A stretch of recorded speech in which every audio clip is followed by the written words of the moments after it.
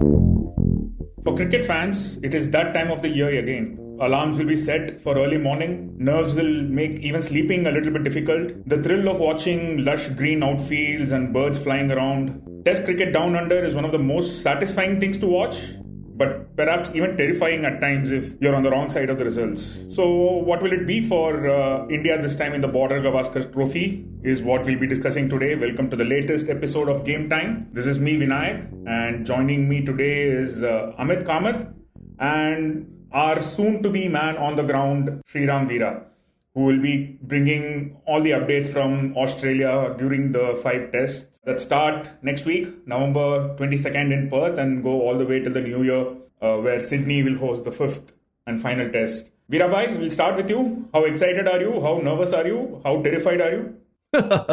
No, none of the three actually. I don't approach tours personally that way. Yeah, it's going to be good fun.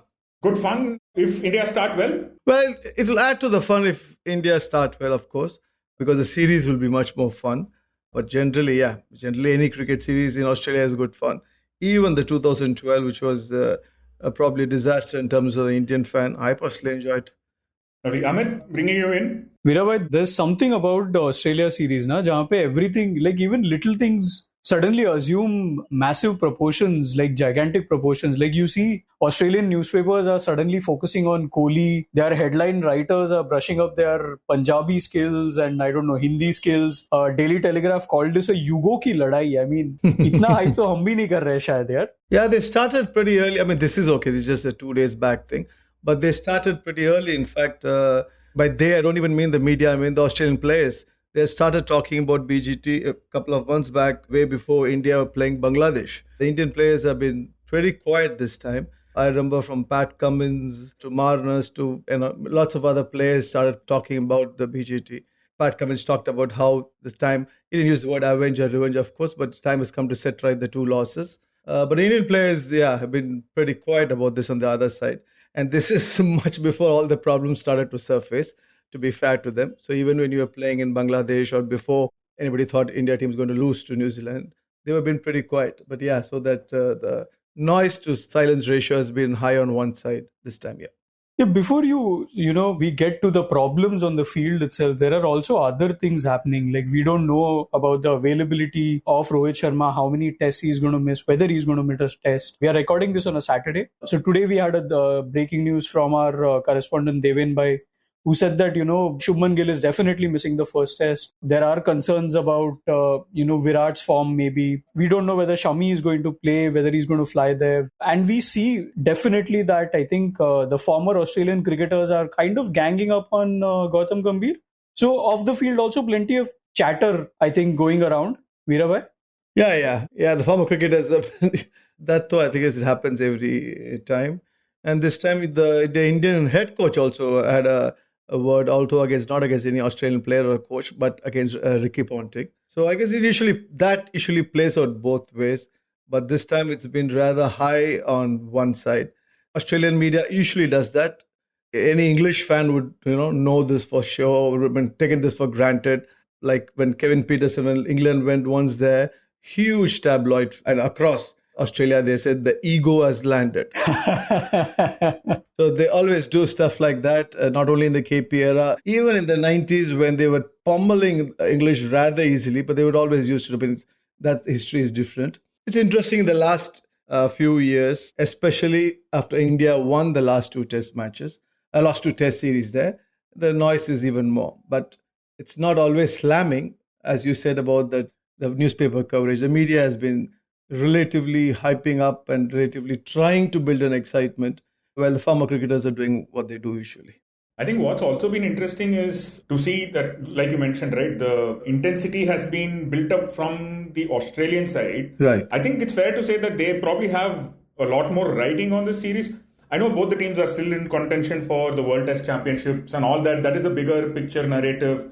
See, I would have agreed with you if you'd asked me a month back, when the Australian players started talking a few months back about this series. I would have agreed with you. But right now, forget the WTC and all that. A lot more riding for Indian team, this Indian team management, for the captain, for the coach, for Virat Kohli, for KL Rahul, the senior players, and for the aspirations, ambition for the younger players. This is huge.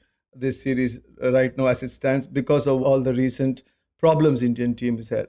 So your statement would have been right a couple of months back, but now I think whereas for Australia it's about settling the past and the present in the near future about the WTC, for many of the Indians this is probably much more than that.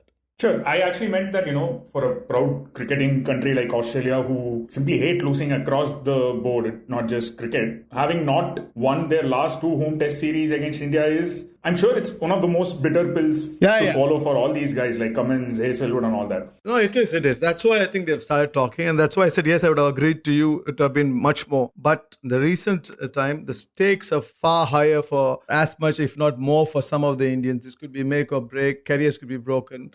The immense pressure that would pile on Gautam Gambhir, for that matter, even Rohit Sharma, as you even saw recently, somebody like Sunil Gavaskar hitting or criticizing Rohit Sharma, an Indian captain, just before a series.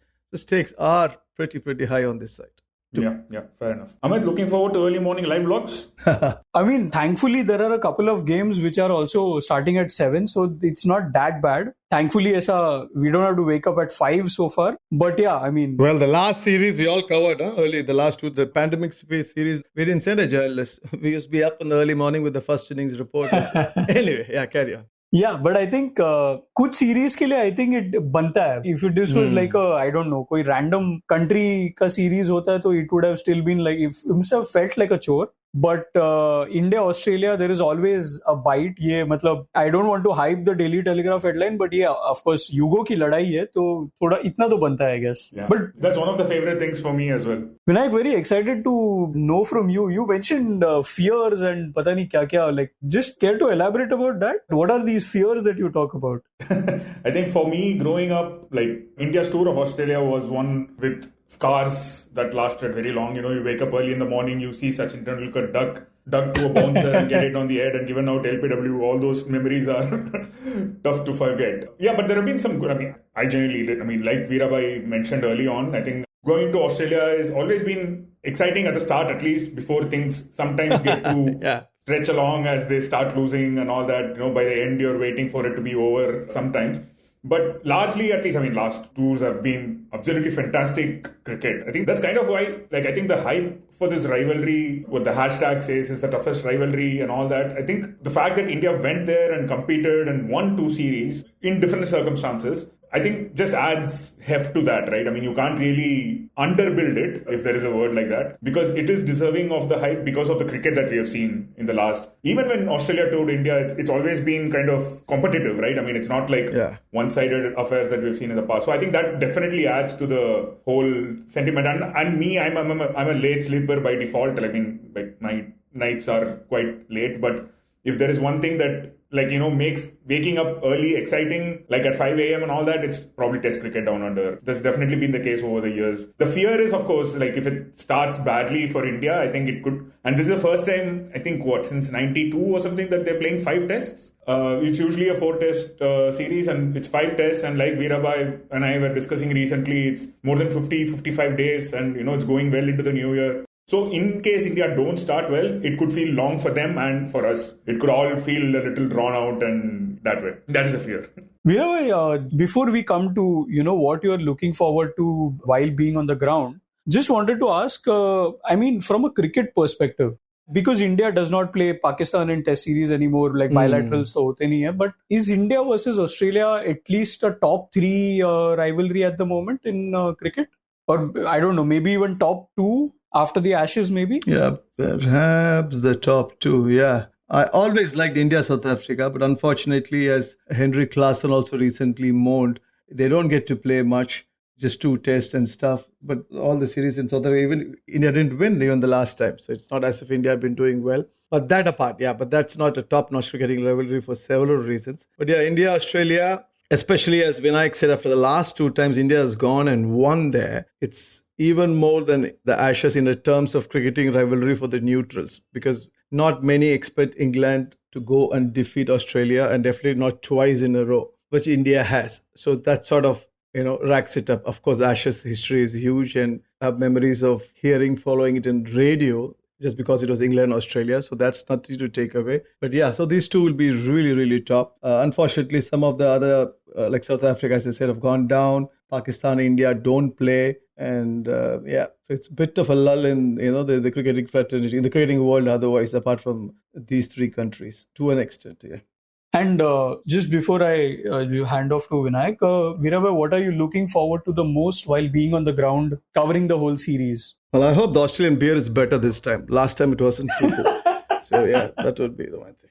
But yeah, jokes apart, it's just what Vinayakk said. You don't want a series to end 3-0 in 3 days' time. Within 9 days, the series is over, then there's no fun. That definitely is not fun. Then the fun will come from elsewhere because you're on tour is a completely different rather from being here and watching. But yeah, a competitive series, nothing like it. And Australia is a great place if there's a competitive series. Even otherwise, just to watch cricket there, the crowd that comes in, the noise you get, lots of romanticization of the Indian crowds is done, and rightfully from an outsider's perspective. But for an Indian fan, as Vinayakk said, you grow up seeing the center spread of a sports magazine's poster where MCGs and SCGs bathe in this crimson color. Just before the one-day tournament, we'll always have a poster of floodlights. And so from there, just to see all that in real life, and it actually translates that way. There's a buzz in the crowd when you stand at a distance at the MCG stand at the ground where people are buying beers and drink, and you just emerge from that beer and other stalls area and walk out. And the crowd, it's got a beautiful, it's not the noise, everybody shouts everywhere, but it's a vast stadium, the MCG. And the way they are seated, it's like, I won't say cauldron, there's nothing, it's not terrifying that way. So it's a beautiful view and sunshine, because if you go in December, it's a summer there, so everything is sparkling. The grass, as you said, not only on TV, in real life it looks good. So there's something about Australia, but the most important thing would be a competitive cricket, of course. In fact, Veerabhai, just today, I think Adam Zampa was talking after the T20I against Pakistan, and he was saying that, some of these games that we play at home don't even feel like home games. They feel like away games because there are so many, fans, spectators from the subcontinent who are there, who are naturalized, maybe Australians. Yeah, that's probably this decade's thing. Yeah, that should be interesting to observe, because when I went, it's been a long time since I went for a test series. That wasn't the case. It was largely an Australian population, except for the World Cup where there were also Indians. But yeah, this time it might be different. Yeah. Vinayakk, are we there at that part of the podcast where we ask for predictions? Oh, not for me, please. No, I think we can we can wait for a little bit. I think we have romanticized enough about cricket in Australia. I think time to get a little serious and probably worried. Let's talk cricket. I mean, just purely looking at from Perth's perspective. Yeah, today's news that Shubman Gill is going to miss for sure with a fractured thumb is a big blow to India, I think, given how he looked at ease when he played in his first Australia tour last time around. And I thought he was potentially poised for a big series, given that he has a natural tendency to play well on the back foot. He has that, short arm jab. He plays the short ball quite well. All that, I think, made me look forward to the kind of series that Shubman Gill could have, given the experience of last time. And that is already a blow, I think. And if Rohit is also not there, recording late on Saturday night, we still don't know if Rohit is going to travel or not. I thought India really needed Shubman Gill at the top to kind of, ease Virat Kohli into the series. But without that, I'm a little worried about the batting order. Veerabhai looks even more challenging right now without Shubman, right? Yeah, true. I guess there's nothing to add to what you said. There's one good thing that Dhruv Jurel apparently has looked, not that I've personally seen him much, in Australia, that is. Our colleague Sandeep Ji said he saw and he was impressed with what he saw. So I guess they'll have to blood him in and lower down the order. But I mean, there's nothing to discount from what you said about Gill and extra pressure on the top order now, especially if there's no Rohit. It's going to be a big mess. Yeah. How do you see the top order? Let's assume Rohit is not there. I mean, Yashasvi takes his place, obviously. I would have pushed Gill up, but Gill is not there. I think Gambhir is sort of a guy who would have pushed Gill up too, but he's not there. So then we have to, now there is this thing where you can send KL Rahul up as an opener, but it's so harsh on the guy if he fails. In the last 5-6 years ago, I haven't seen an Indian batsman who's been so much lashed out, who gets so much bashing as he's done. And his average in Australia isn't great. So that's another risk. So then will they have to pull out Abhimanyu Easwaran, who obviously they don't have much confidence in right now. You have to send him. That's another pressure. But that's, it's just hope against the. So you'll have Nitish Reddy now coming in down. 4 bowlers, Jadeja and Nitish Reddy has to do the Hardik Pandya role. and then you will fill it. Yeah, it's quite a mess. They're not good. See, there's Pant, you can't send opening. Who else is left? Dhruv Jurel, you can't send opening if he plays. So if you come and Virat Kohli to one down is also a push at this state of his career, how he's doing. Ideally like to wait till number 4, but that the only way to ensure that is to send Jurel at number 3. But that's again a bit dicey. More importantly, who are you going to send opening? So yeah, I'll be surprised if they bring in Abhimanyu Ishwaran, but they probably, let's see.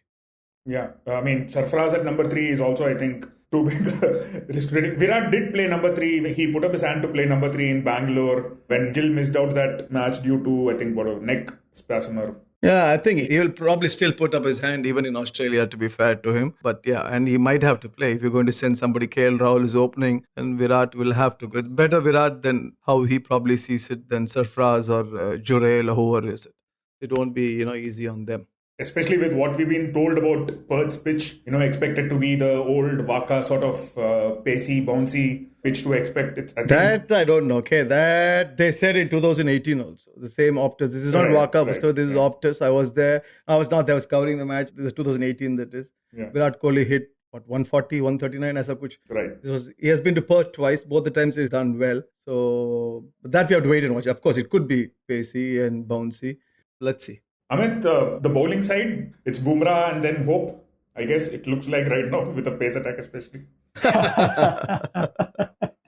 Yeah, man, I think I've seen a lot of chatter about Bumrah. Everybody is clearly hyping him up. Veerabhai, what do you see from him? Is this going to be the series where he basically just single-handedly does everything for us? Single-handedly to Australia mein nahi ho sakta yaar. It's 5 tests spread out over 55 days. Outfield is hard when you run in. If Perth plays the way it is, you have this Perth, way it's hyped out, and then the pink ball test, because it is pink ball, that's where the paces will come into action. Otherwise, it's actually Australians these days actually a good batting track. Good track, essentially good for batsmen. So you'll have to be bowling lots of overs. That's why Cummins, look at the attack they had in 2018. Younger Cummins, younger Stark, younger George, and they couldn't do anything to Cheteshwar Pujara.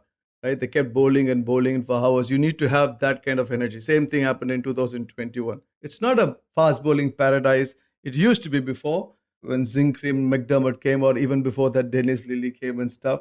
There's nothing that kind of a thing there. So for Bumrah, it's so hard on him. He has to have a series. He has to have somebody, either Prasidh Krishna or Akash Deep or Siraj, to climb and find that extra level, like how some of the bowlers did in the 2021 series. Other thing about 2021 series, which I do not know right now, is the absence of Bharat, Arun and Ravi Shastri. So there, yes, the players did really well. But the point is that the coaches had given them a plan. Whoever came, Siraj was young, the plan was to target middle and leg. You had for Steve Smith, Marnus and everybody. So you had a leg gully, a man behind square leg, just behind square leg, and the man just on the right side of the square. So you had this leg side umbrella. There was a plan which worked beautifully. Not that all plans are going to work, but the point of our plan with young bowlers is now they know where to bowl. So it's so much easier rather than building through a spell on their own, trying this outside off stump line. For that, you need patience. For that, you need skill. Not that you don't need skill or patience with this plan, but you have a very clear aim. Just go there and bowl there. So that bit was a huge, one of the reasons I see it, why everybody who walked in was stretched off, a new guy coming in doing well like Natraj and Ottawa. I think that was one of the reasons which is hardly talked much about. That was huge. So this right now, I do not know whether this Indian team has even sat and planned that big, primarily because they don't even know who's going to play. Nothing. And, so it's going to be very hard on Bumrah, of course, and much will depend on how the first three test goes. He's also captain. If the first three go the way of Vinayakk's fears, then it could get really dicey. But let's see. But if one of those younger guns step up, then great. But to do it on his own in Australia over 55 days, especially when there's no spinners kind of track that is to relieve him off to get 4 or 5 wickets, it's not going to be easy. Because remember, he couldn't do it in South Africa also. We had many chances in 2 chases, 2 series where we had like 250 to defend. Not easy at all. But I'm saying, sort of a bounce pitches couldn't be even when he had Shami with him. So to do it on his own is, we're asking huge of him. Yeah, and speaking of Shami, that is another question mark over the series. He made his comeback in Ranji Trophy, did reasonably well from the dicey 90s style videos that BCCI have been posting on their social media account. Seem to be in decent rhythm. I mean, you can't make out much from a 1 second clip, I guess. Yeah, but with Shami, I think you see a few marks, right? Is how high his arm gets up, how goes the seam straight, and his runner. Bharat Arun told me, the former bowling coach, once told me that for him, what we talk about seam and all that was taken for granted. He would, as a bowling coach, he would just watch the run up, how he would run up, how do you approach the crease. So all that hopefully is right. And one, relatively good thing as of now, when you clutch at straws or whatever, that Australian batting doesn't seem as mighty as before. Steve Smith is back at number 4 after a relatively, I think his average is for the first time in his career is going to be 50. Not that 50 would be something to be sneezed at, but it was 65. So somewhere that has come down.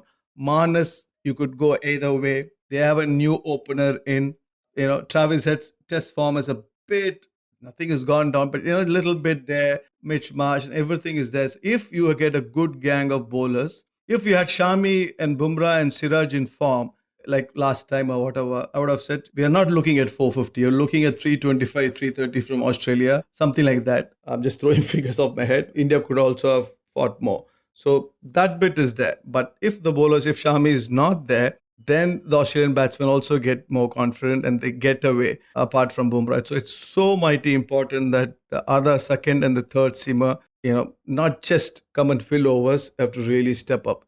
Yeah, I think that's kind of more than Bumrah himself. I think the bigger fear for India is who's going to support him. Like you said, sometimes bowling in Australia can feel really long, especially if Steve Smith finds his hands, quote unquote, like said in the past.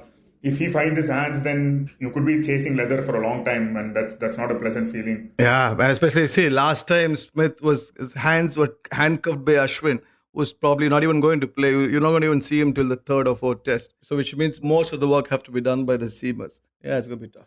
But this is where you hope that Australian batting doesn't. It still stays. There's a bit of iffiness remain. But then for that to happen, the second and the third and the fourth seamer have to strike.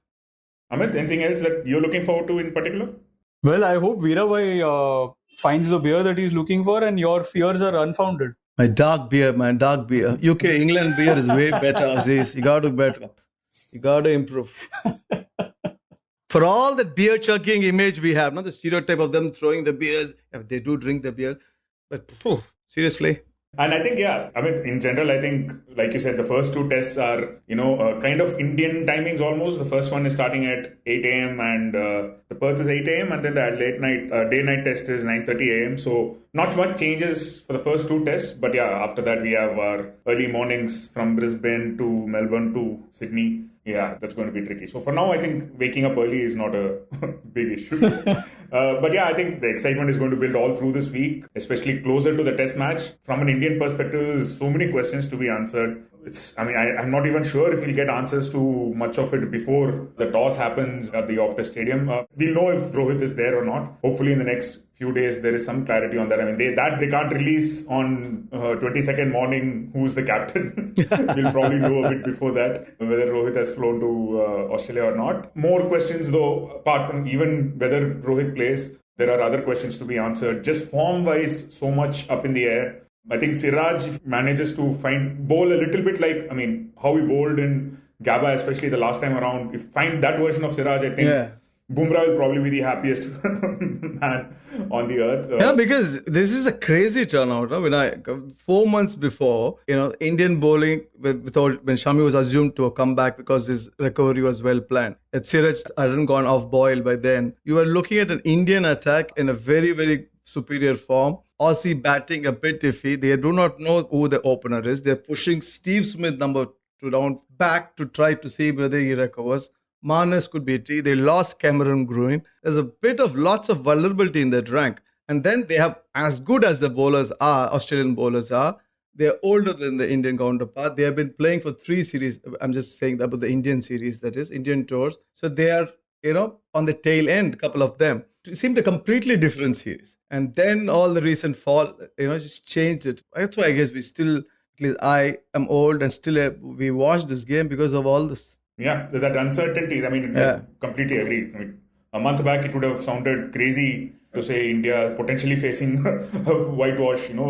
wouldn't have thought that. But I mean, yeah, still might not be. Yeah. For all we know, Virat Kohli comes out and plays the cover drive, first ball for 4, and things are well with the world again as far as Indian fans are concerned. But yeah, so Amit, exciting times ahead. I think Shashank might probably want us to wrap up by now. Shashank, you have anything to add? Usually you have some sort of a hot take on cricket or sport in general. There is no hot take. यार मेरा तो cricket में कोई hot take है ही नहीं. Whenever I'm listening to you guys, मुझे लगता है मैं ही minority में हूँ जो क्रिकेट नहीं देखता है. पूरा हिंदुस्तान क्रिकेट देखता है. In fact, my question was, are Indians the biggest cricket fans? Nepal, I believe now. They are absolutely mad. What? Yeah, Nepal, yes. Afghanistan is crazy.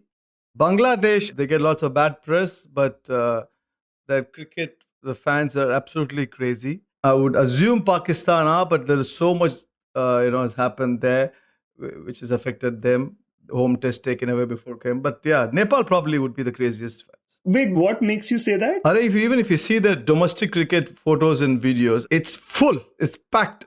They're jamming and anybody plays cricket, they watch. Afghanistan, we did a feature a couple of months back, war torn or whatever. Beyond that, domestic games, they land up. People are have reached way before the grounds days before because they have to go and tent up. There's a beautiful drone shot, like a photo I'm thinking right now. It was beautiful. It's packed.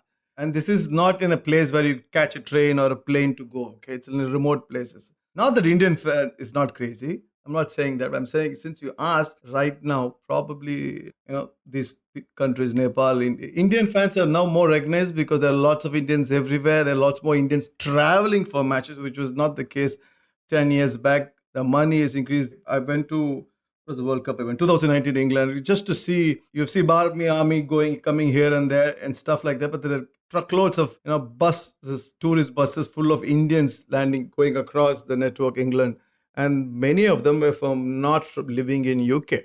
So they were traveling from US, they're traveling from India, they're traveling from everywhere, from Europe. So that is obviously increased. So it's sort of leveled up. India is doing well in cricket. So all that adds up. But at the grassroots level, Nepal isn't doing bad. Neither is Afghanistan. Speaking of Nepal, at the T20 World Cup, I think one of the best atmospheres this year that we saw was in Dallas for a Nepal game. Crazy, non-stop singing, small stadium. Oh, yes, and, absolutely. Yeah. Nepal turned up big time, and that was quite something. Yeah, well, we've spoken enough about India versus Australia. You can check out all our live action on our blogs when the series begins in less than a week's time. Veerabhai will obviously be reporting from Australia. So we wish him luck for that. And I hope the series goes well. Vinayakk's fears are unfounded, hopefully. This is me, Amit Kamath, on behalf of my co-anchor Vinayakk and our special guest Veerabhai, and also our podcast producer Shashank, saying goodbye. Thank you so much for listening. We'll be back next week to talk about something else in sport. Thank you. You were listening to Express Sports by the Indian Express. This week's show was edited and mixed by Suresh Pawar and produced by me, Shashank Bhargava. If you like the show, then do subscribe to us wherever you get your podcasts. You can also recommend the show to someone you think will like it. Share it with a friend or someone in your family. It's the best way for people to get to know about us. You can also tweet us at Express Podcasts and write to us at podcasts@indianexpress.com.